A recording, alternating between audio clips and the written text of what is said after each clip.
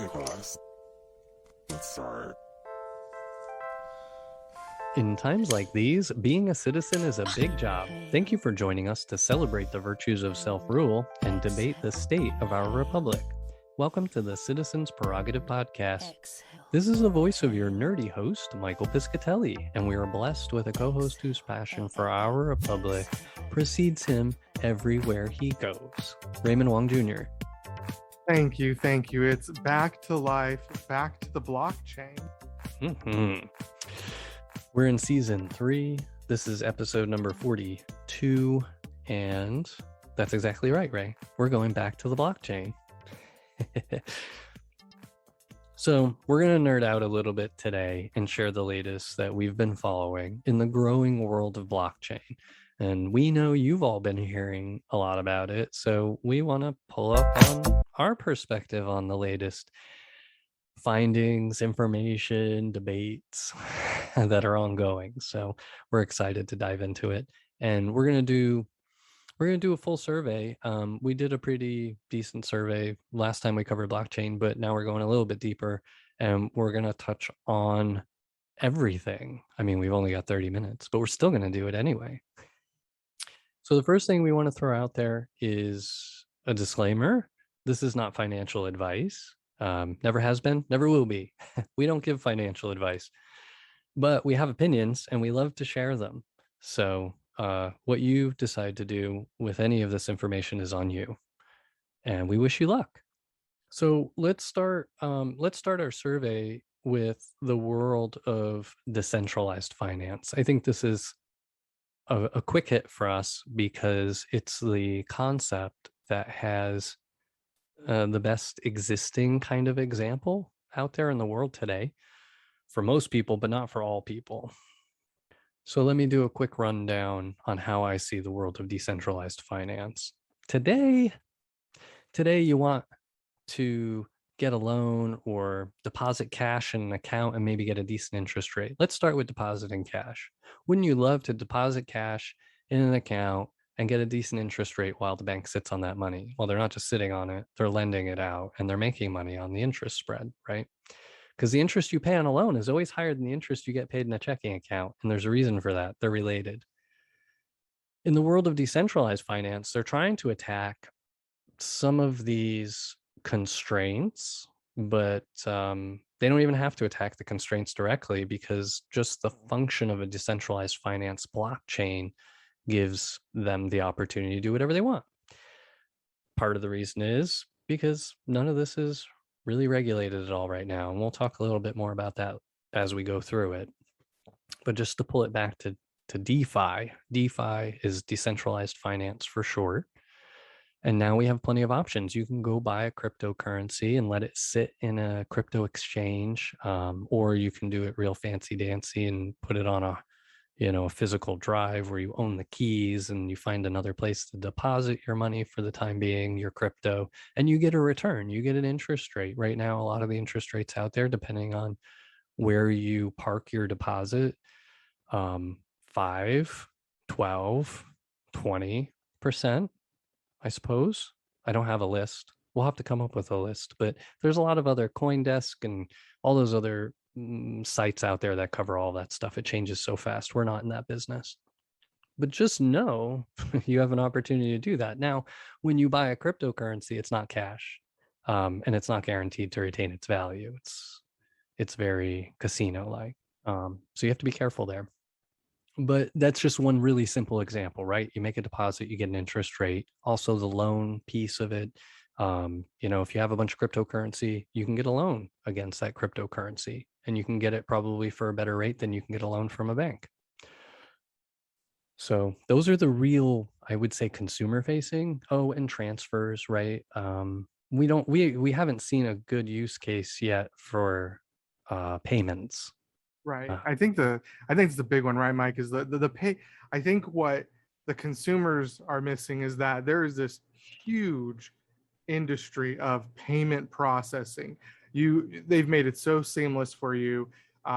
It's become so centralized in so many ways that you really just don't notice how all of this activity going on is generating boatloads of revenue for the banks, right? And the banks are lending out your money and getting a much larger return than they're providing you. And so that's the idea, is that competition, at least that's what we think in a good capitalism, competition is a good thing, right? So decentralization makes us compete with the banks. And I know it's more complex than this, but I do imagine a world where if I want to set up my own bank, it's going to be much easier due to blockchain technology, because the scaling of setting up that contract or that digital contract with individuals will be easier, and it'll be more peer driven. So I'm not saying that everyone can go start their bank, but frankly, back in the day before big banks, you would bank with your merchant, you would bank with your pharmacist, you would bank with the grocer, folks. I think it's a decent DeFi to me, Michael, is really that coming back, that my grocer is like, yeah, I can trust you. I've got a connection to your digital wallet, right? You're good for it. I like that idea. I like how you bring that home to the real world. And it's funny, I always love the historical perspective you bring, because I hadn't even thought about it. Can you imagine back in the day, going hand in hat or whatever the phrase is to try and get a loan from JP Morgan, the guy Right. And who you had was to the have bank. collateral. He I had mean, to, back then you didn't, you had collateral. If you walked into, and the banks were very staunchy, they were huge marble columns and intimidating. And if you didn't have collateral, if the bank wasn't interested in giving you money unless you had money first, which is kind of the issue we have with our current system, right? a little Yeah, self-defeating. yeah. And the credit bureaus, again, I think that's another challenge. Just to say, centralization has given us the credit bureaus, which we all know have not done well with their power, or been responsible with our credit files, if you will. I do think blockchain opens itself up to replacing this entire system, essentially, because we do not have to rely on gatekeepers. That's where I want to get these payment companies, these major banks, right? They're all gatekeepers of the payment networks, and they're all gatekeepers to your financial well-being, your financial ecosphere, if you will. And blockchain, again, the more I research, Mike, it looks like it just frees you from it, that you can build your own financial profile and, frankly, asset base completely free from the current system. But again, I digress. There's risk, right? Exactly, yeah. The asterisk there is with risk, with some risk, with a lot of risk. It all depends. Depends on where you put those cryptos. It's also new too. It's like, it's still a very much of a Cambrian explosion of like options, and some of it's really shystery.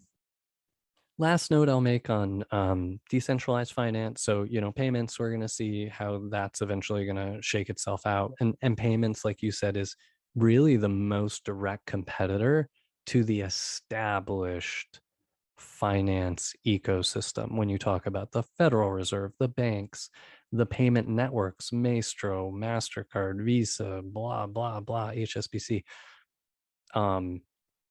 Payments is it'll be interesting to see how all that gets resolved. But in the meantime, Yeah. you can get a nice return on your deposits. You can get loans for cheaper rates.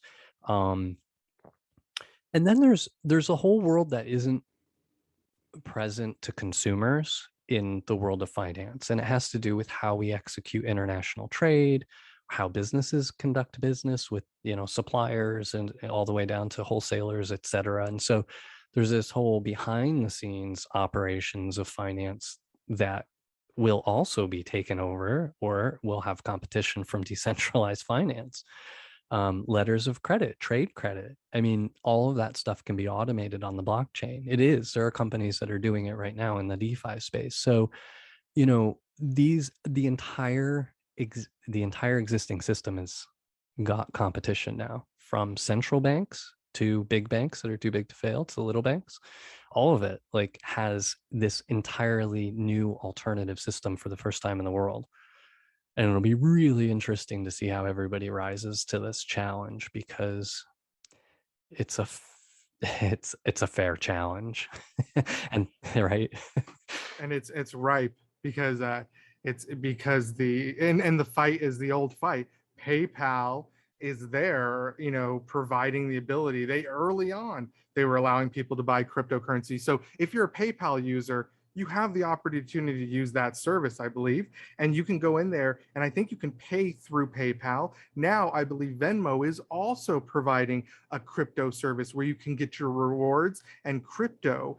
And so they're kind of bridging this gap in payments, Mike. It's these non-traditional banks that are giving, hey, by the way, you can pay with the crypto. You're not technically paying with crypto. They'll convert it to the USD, right? But it's starting to bridge the gap. And soon, I think especially the younger consumers won't know the difference between crypto and our currencies, standard currencies. It'll be fascinating, especially because the equalization to access, all you need is a phone, literally. For the most part, you only need a phone to access any of this stuff. So it's pretty amazing. And so the Starlink satellites are going up, and whether whether the world gets internet or not, the world is getting phones for sure. I digress. So I think we're going to leave decentralized finance. That was a nice cover on it, and send us any questions you have.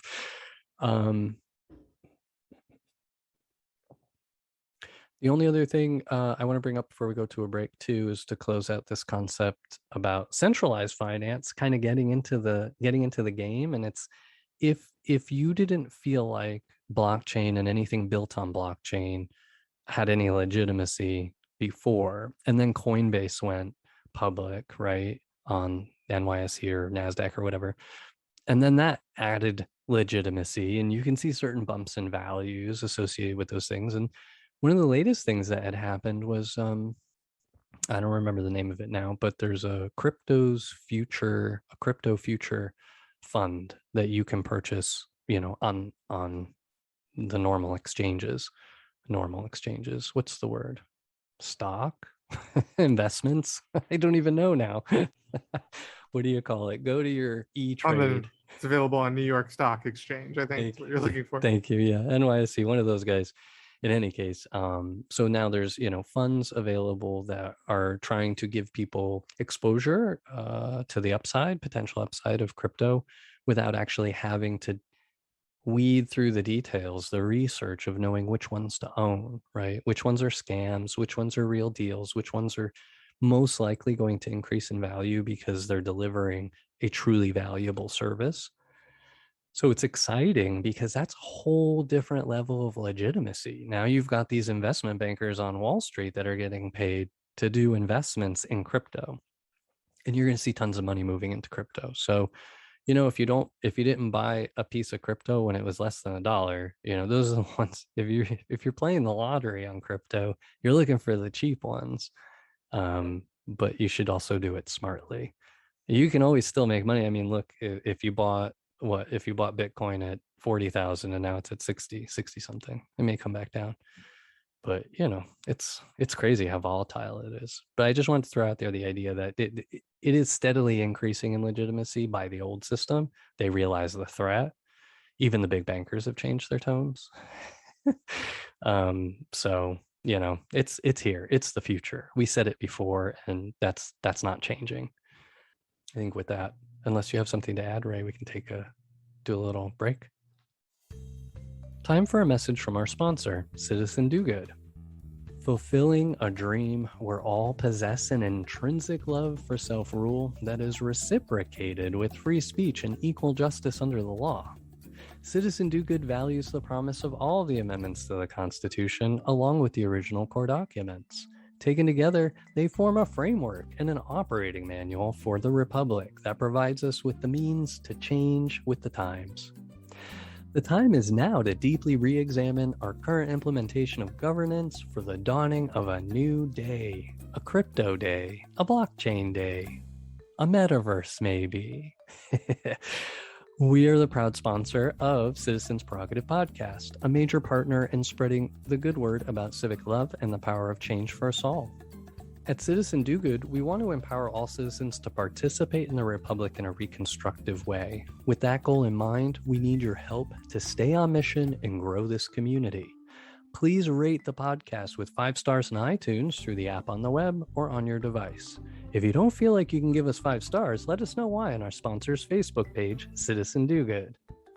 Also, make sure you join our newsletter at citizendogood.com. You'll get updates every couple of months on all of our antics, not just the podcast. While you're there, check out the shop, which has specialty merch and provides a way to make a one-time contribution that helps us pay for production and for hosting.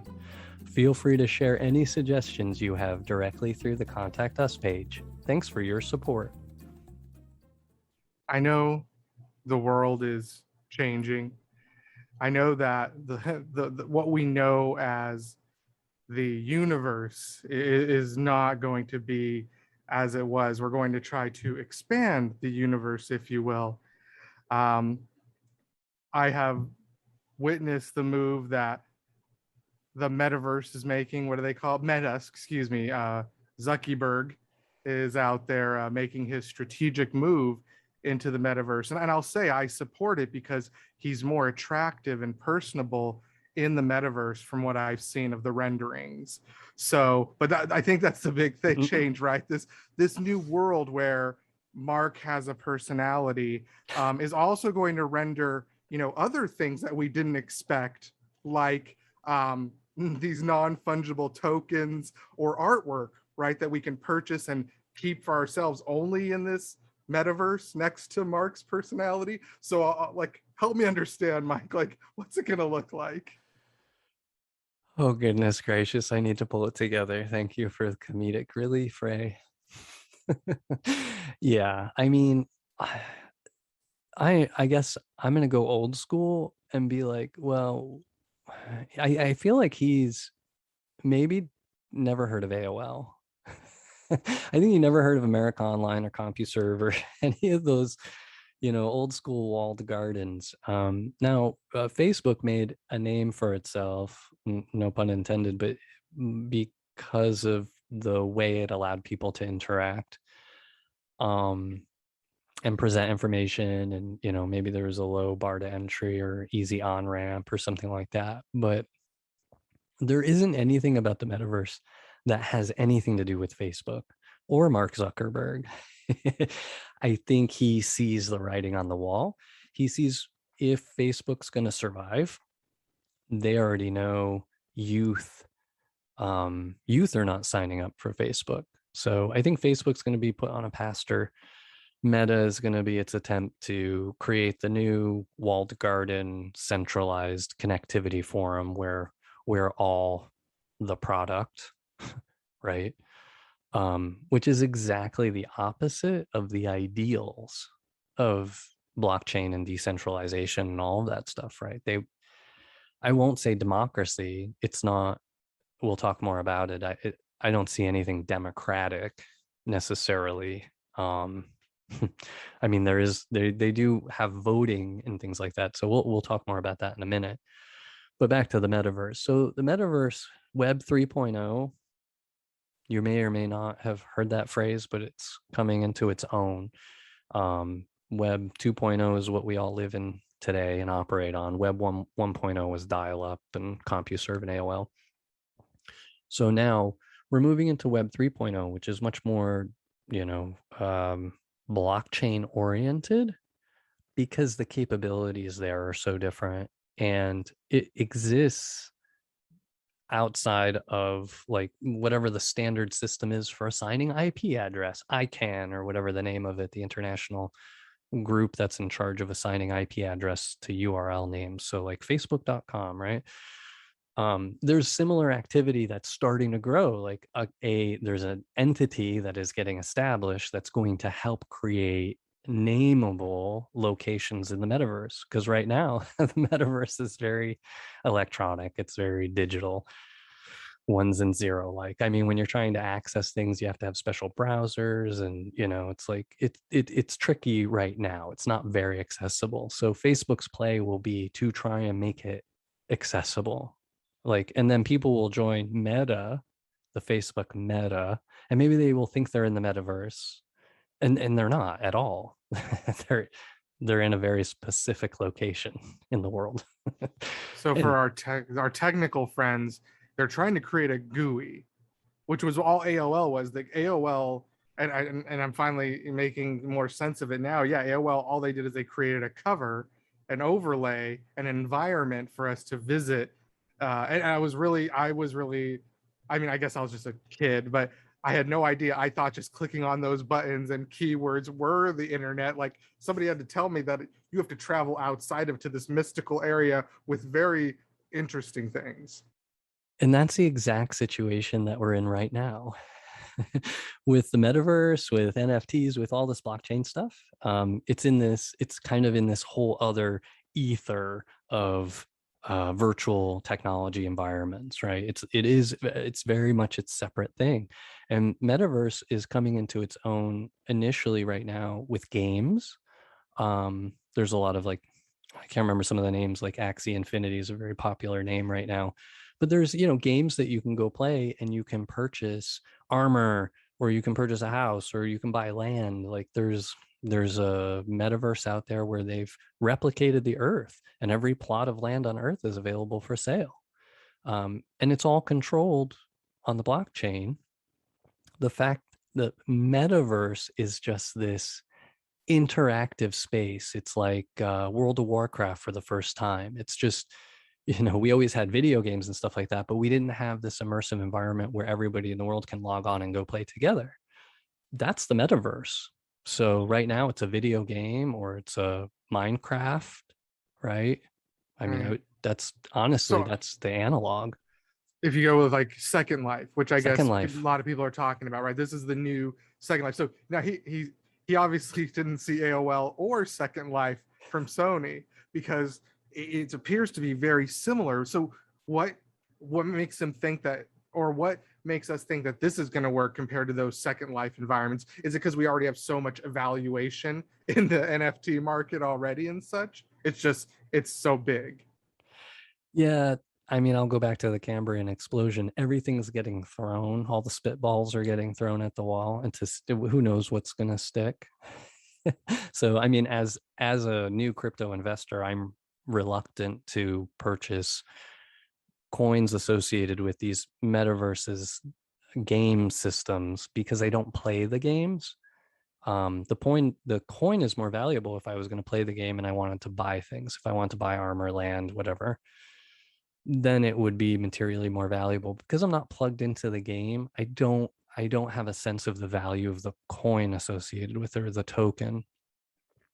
So from an investment standpoint, you can go buy that stuff, but if you don't go spend that coin in the metaverse for which it was built, then I don't know if it's really an investment per se. But that's the financial side of it. What's going to happen with these things is people are going to have an abundance of choice, just like every year or every couple of years, brand new video games get released by Microsoft versus Nintendo versus whoever.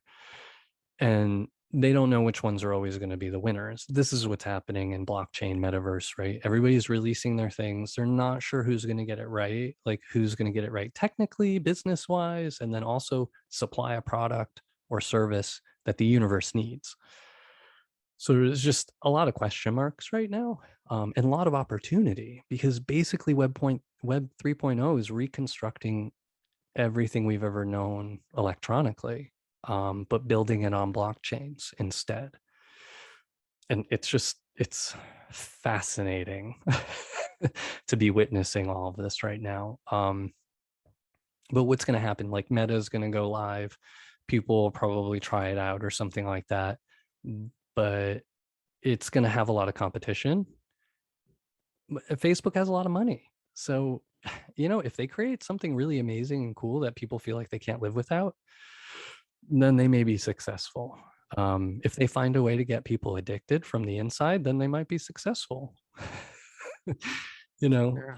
I just don't know what value Facebook is going to be able to bring as a centralized monolithic organization run top down, that the diversity, right, of these people creating all these other metaverses are going to bring to the table. I'm skeptical. Does that make sense? The resources, right? That's all they have. There's no one else positioned well, be outside of the government, right? So the government itself. But we don't know if we can trust the government to implement something that big. No. The government itself is positioned to fund that, but what I worry about is let's wade into the risk a little bit. One of the risks I feel from this all is Mark taking the metaverse and Jeff is taking the space. Are they kind of going for their own regions? Are they trying to take the next level or the next economy? We already spoke about economy to the new economy, and they're trying to say this is the new economy. And I think that's one of the problems we have, folks, is that these barons, tycoons should not be leading us into the new economy. They should just be part of it, but not driving it, right? So succinctly. Participants. And decentralization and blockchain enables us backing away, because they're timid. Elon has a very odd relationship with cryptocurrency. So I would say it's still they're not even sure about that game, because I don't even think they have control of it like they would like to. No, and until we've solved the energy problem, all blockchain and crypto could be gone tomorrow. I mean, computers in general, that would be a problem. But you can still mint gold, whatever you do to make gold valuable as a coin, right? So it'll be interesting to see how it all plays out. But yes, I think that these new barons, these new tycoons are staking their claims, trying to stake their claims to what's next, and using their war chests to try and beat back any competition. So it'll be interesting, because you look at Bezos, I mean, really Tesla or SpaceX, I mean, they're the ones who've gone the farthest so far, but ultimately the end game, especially I think for Blue Origin and for SpaceX and maybe not Virgin Galactic, is moving all the polluting stuff off the earth, right? Going and doing all the mining. They want to own the companies that built the mines on the asteroids and all that stuff. So that'll be interesting. But that's not here. What's here is Metaverse, and it's probably because the climate's going to suck, and it'll be very Ready Player One, where nobody really wants to live their real life. if we can't get the donut economy and all the other stuff implemented, right? Maybe life will suck so bad the only thing we want to do is escape into meta. Sorry, I don't mean to go there. Let's move on. Non-fungible tokens, these are a component of all of these things. So I was talking about these metaverses, and you can own things, right? Well, the reason why you can own that piece of armor, and you're the only one who owns that piece of armor, even though it only exists in the digital world, is because of non-fungible tokens, these NFTs. NFTs are basically unique addresses on a blockchain.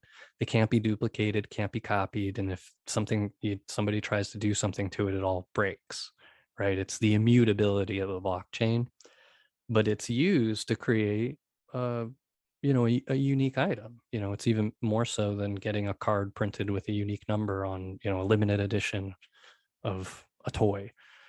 It might be the same, but I think it's more materially. You could reprint that card, right? Well, you pass it off, the buyer but not beware. In the blockchain.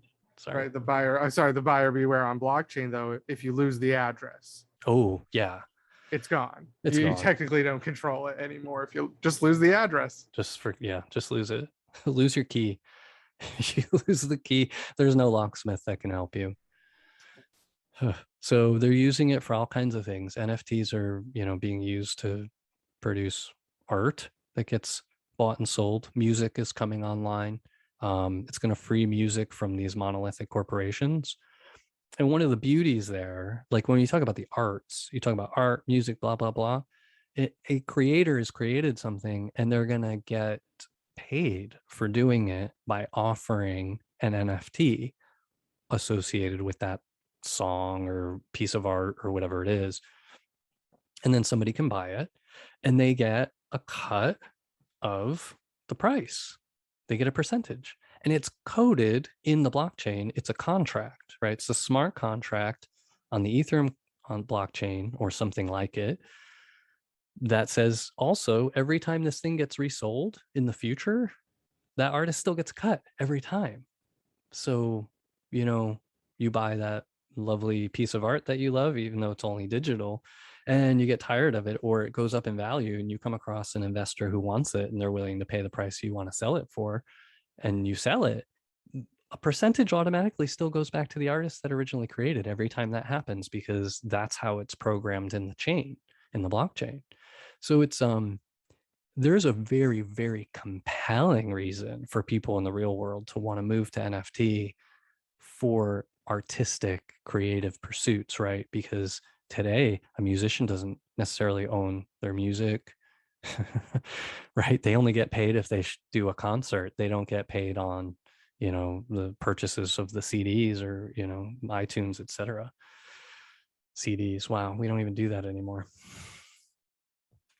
Hopefully that makes sense. So these NFTs are a component because this is what allows you to buy and sell, trade things in a metaverse, or not even in a metaverse. You can just go to an exchange and buy art or music. Doesn't I have mean, to we're be. already Mhm. sorry. We're already doing it. Anyone that plays Minecraft creates, and if you craft something in these environments and then you trade it or you trade up and you use these mini economies, we're technically already participating in it. It's strange to me, Michaels. I think about it. Anytime you're playing a game that has an economic system in it, trade and barter, etc. World of Warcraft had it. They all had it. Um, it makes complete sense to me, though. What we're trying to do is now make this all real. You know, it's almost like casino games that you play on your phone could potentially give you real money in the future, right? It'd be safe enough that you could do technically real gambling essentially through this level of blockchain, and they would be able to validate you're an adult, right? That's the big problem. The casino companies can't make sure an adult's using that phone, right? But maybe there'd be that level of encryption security through this blockchain network. And, you know, it really takes out the middleman, which is the government saying you can't use your phone for gambling, or you have to walk into a casino and have secondhand smoke in your face. Yeah, it's gonna, there's so much disruption in all of our older industries, all of our old industries that blockchain is going to present. And this is just so far. This is like just the iterations people have created so far, and it's pretty amazing. And it just seems so much better. Um, but not everything is as it seems. Ray, thank you for bringing up that point, because it makes me think about our data, our personal data. I didn't include that in this discussion, and I should have. But just to throw it out there real quick, there are some upstart, I don't know what you call them, blockchain companies that are looking at how to make us the owners of our own information, right? Instead of having to give out your information to every website, every bank, every company that you do business with, you should just have a key. They get whatever they need for you to get what you need, and they don't have to store and lose your personal information or your identity. Pretty amazing stuff. I hope there's a huge value proposition. There's a huge use case for potentially doing that. It's almost like a, you know, a credit bureau that works for your Mhm. interests on your behalf. Yes. You're absolutely right. There's no reason why your social security must be the qualifying, identifying information to find you in an account system. There's no reason. None of that has to be the banks, the institutions, all of these companies have chosen to make your personal information searchable and in a database 1,000 times over in all of these systems, right? That this is a problem, and it's a weight on the system that's unneeded. It's you never mind the carbon footprint from all of this Bitcoin. No one's talking about the carbon footprint from all these industries housing these mega databases. Duplicative databases. Ugh. How many times we got to replicate the same information? Anyway, I'll get off that soapbox, but I'm glad you hit that point so that I could, that jogged my memory. Thank you. So, I'm getting a little antsy on time. I think we're around 35 minutes. Last point here before we get to call to action is around decentralized autonomous organizations. DAOs. So this is the area, one of the areas of risk. We'll talk about financial risk separately, but one of the areas of like ownership, operational risk, oversight risk is in these DAOs. So just briefly, a DAO typically is set up in this environment as the people or group that's charged with maintaining the system. All systems need to be maintained, including these blockchains. And when you're dealing with blockchains like that have smart contracts, Ethereum and others like it, there's even more maintenance because it's like what features do we want to offer? What contracts are going to be available? You know, what kind of behaviors do we want our blockchain to offer? Services, etc. And so these DAOs, these decentralized autonomous organizations, are the groups of individuals charged with coming up with those things and then voting on what they want to move forward. And then somebody builds the enhancement and gets implemented, et cetera, et cetera. The challenge here, it's a great idea, because it's decentralizing the authority. So you don't have Mark Zuckerberg at the top. All decisions have to be approved there. There's nothing like that. It's a group of people, and consensus has to occur through voting mechanisms.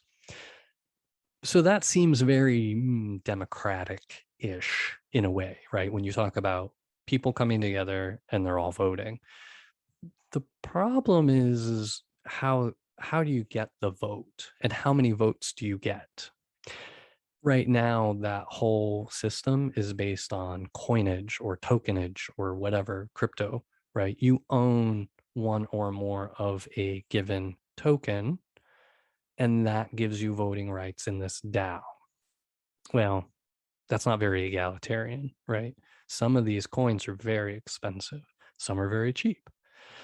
And so if you really had a vested interest because you love this particular metaverse and you play in it all the time, and you want to see some of the rules of the game updated, so you want to join a DAO so that you can help influence the rules of the game. But you have to afford the coin to do it. And so that barrier, that becomes a hurdle or a barrier. And that's very undemocratic, right? A little more aristocratic at that point, right? If only the wealthiest crypto holders are the ones who can participate in certain DAOs, that has kind of a slippery slope associated with it, I think. So we have to keep an eye on that. It's going to be strange to see how that plays out. Let's move into call on me, call to action. So we want you guys to get in. We want everyone, we want everyone who's interested to get into crypto. And just make sure, just so you can explore it and learn on your own through actually doing it, going through the motions. But don't play with money you need. Okay, this is not a savings account. It's not regulated. It's not FDIC insured. Even the crypto exchanges, those are only loosely regulated. But cryptos themselves are not at all. So you will see the footnotes. Sorry, you will see the footnotes everywhere in blockchain land. Do your research. Do your own research. Very, very important. Or just don't use a lot of money, right? Right. And the thing that highlights this risk is the recent Squid coin that came out, which was a huge scam in the end. And frankly, some coins probably started out as a scam and they're just surprised they keep going. So they've just continued to sustain. But essentially, these coins have that inherent risk that the money that we put into it, right? We are converting our US dollars into these coins, and essentially they can do the opposite. They can convert it and then walk with it. So that's a good example where the Squid coin did take advantage of quite a few people. Now, we're not sponsored by Coinbase, but I use Coinbase and they did not allow me to purchase it. So they kind of protected me from it. So some organizations like Coinbase are trying to build a reputation of creating a protectionary measure for reputation, although they take Doge, which caused them a lot of heat, right? Because that's supposed to be the biggest scam coin ever. So again, there is so much risk and there's so much volatility because of that. Yeah. And it's not unique at all, right, to blockchain or crypto. What would the bad behavior, bad actors we see are the same across the universe, right? You've got Theranos, right? There was a recent example from a heavily regulated industry where somebody still bilked investors, right? But the law will apparently catch up with Elizabeth Holmes. The law will not catch up with the squid people or person. Just the way everything works, it's all anonymous essentially. I mean, it's a very private set of systems. It's all numbers. It's all coded. So there's never any particular. There's no exact way to determine who owns any crypto or wallet. Law enforcement is able to infer. They're able to connect dots and catch people who do things on the regular. So I don't know, AML, BSA, people who are doing money laundering and things like that, and they're using crypto to do it. They're leaving a lot of footprints across the blockchain. So they leave enough behind. They're doing it so often that our legal system is able to catch up with them. But in the case where you just file a white paper, you take everybody, oh, we're launching a coin. Give me your money. The coin's going to be amazing. It's going to do amazing things. It's going to be the best coin ever. We only hire the best people. Come buy it. And then they close up shop, take all the money and leave. That's it. There's no recourse. So you need to do your research and then also, maybe wait a little while. Right. It is the wild, wild west, to say the least, again, in regards to this. But what an exciting time. And you have to, you don't have to, we're not advising you of anything, but the suggestion from us would be that I believe there's more risk in not doing it. Major institutions are suggesting that their clients put 1% of their portfolio. So that's a very conservative move, 1% of their portfolio in crypto. And so that means that that's happening. Facebook, although we make fun of Mr. Zucker, that is a major move and a major signal that the metaverse, that cryptocurrency, and the blockchains that support all of this next generation environment is here to stay in some form or another. There will be losers, but there will be winners as well. And there could be money to be made for the pioneers supporting it, if you will. Again, it's anyone's game. Nobody has the answers, which is the most exciting about this product, I think. Totally agree. And the trades are a lot cheaper, right? It's not $7 a trade. It's like, it can be fractions of $1 or $1. Like it. Anyway, I'll just throw that out there. Well, I would throw out that those of you that are happy with your stock free trade, because the stock, you're seeing more apps offering these fee-free trading of the stocks. There's competition from the crypto market out there. So I think you have to be thankful for that as well, because I'm shocked to see as many fee-free stock apps out there. So true. Yeah, I just noticed that the subscription-based model or something. All right. Well, I think that's going to do it. We have been your hosts. Thank you to Mr. Raymond Wong Jr. And thank you, Mr. Piscatelli. This has truly been another Tales from the Cryptocurrency. Oh, it's been something. That's for sure. Thank you so much. For information on this and other episodes, head over to citizendogood.com and click on podcast. While you're there, hit up our contact us page and leave a comment. We'd love to hear from the community. Special thanks to you, our listeners. We save the best for last. You are the best and you have been for years. Thanks for your support. We know it's painful and we love you. Intro music sampled from OK Class by Ozzy Jock under Creative Commons license through freemusicarchive.org. Other music provided royalty free through Fizzlian Studios Inc.